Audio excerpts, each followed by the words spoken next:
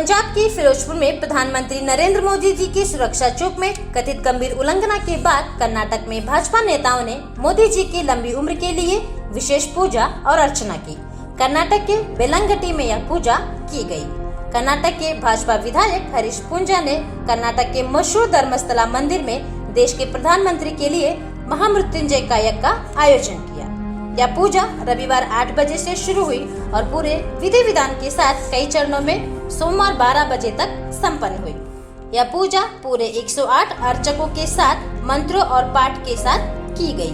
प्रधानमंत्री जी की लंबी उम्र और सुरक्षा आयु के लिए मनोकामना भी की गई।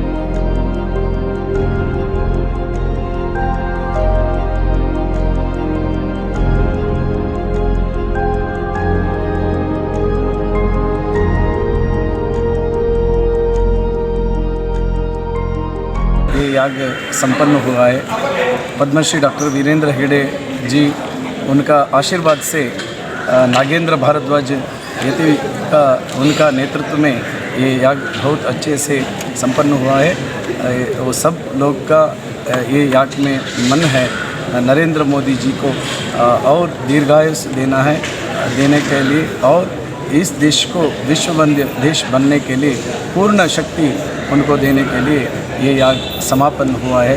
ये याग का संपूर्ण फल नरेंद्र मोदी जी को मिलने के लिए हम लोग का प्रार्थना है।